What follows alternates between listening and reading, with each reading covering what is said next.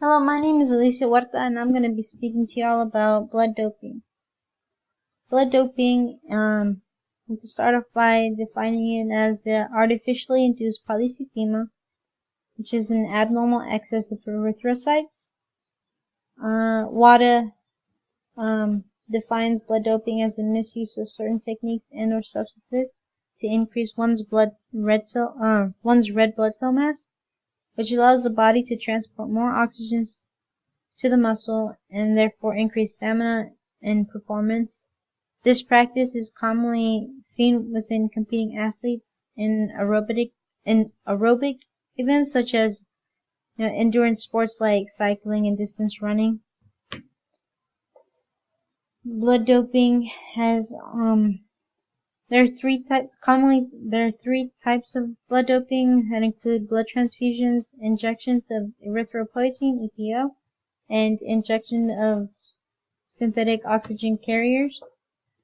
There are two types of blood transfusions: autologous transfusions. It's when the athlete or individual draws and stores their own blood for future use, and homologous transfusions is whenever the athlete uses a matching blood donor. Blood transfusions, an athlete's red blood cells are drawn off and stored. The body quickly replaces these erythrocytes because removing blood triggers the erythropoietin mechanism. This then when the stored blood is reinfused a few days before the athletic event, the temporary polycythemia results. Since red blood cells carry oxygen, the additional infusion should translate into increased oxygen carry capacity due to a higher hematocrit and hence greater endurance and speed.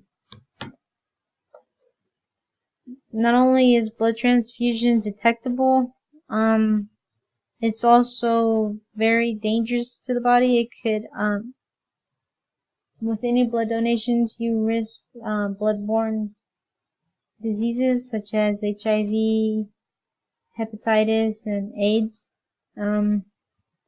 Also, you risk significant medical consequences if the procedure is not done properly or if the blood isn't stored or handled in the proper manner. In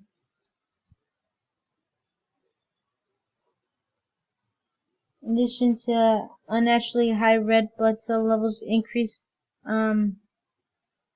unnaturally high red blood cell levels increase the risk of heart attack, stroke, and pulmonary or cerebral embolism. So, yeah. Injections of EPO, erythropoietin, is a glycoprotein hormone that stimulates the formation of erythrocytes. It is normal for a small portion of EPO to circulate the bloodstream. It also sustains red blood cell production at a basal rate. EPO is primarily produced in the kidneys, but the liver also produces some.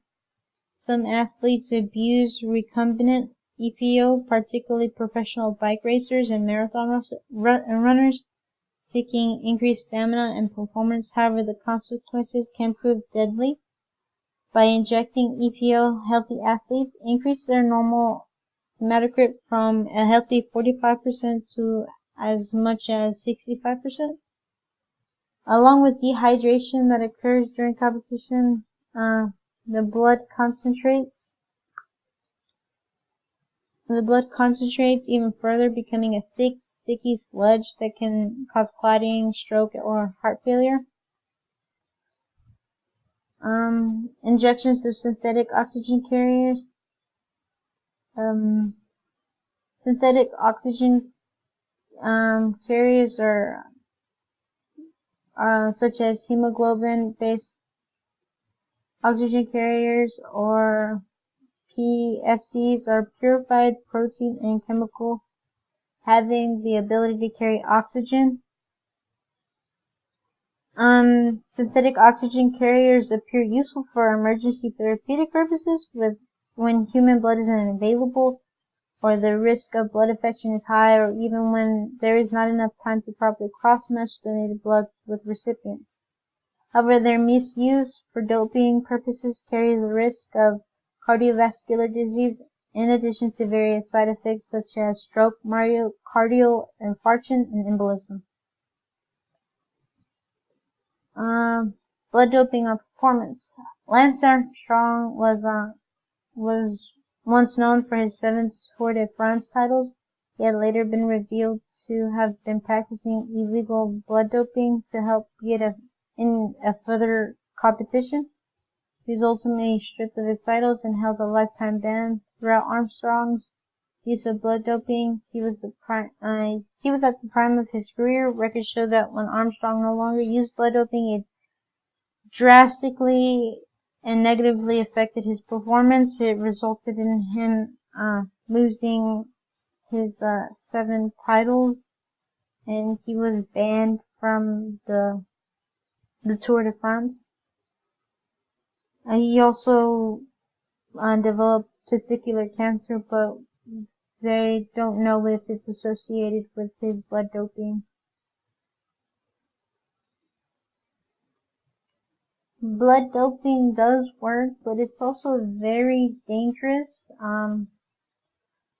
Unfortunately, many famous athletes have been discovered to have used some form of blood doping. Some athletes, along with other performance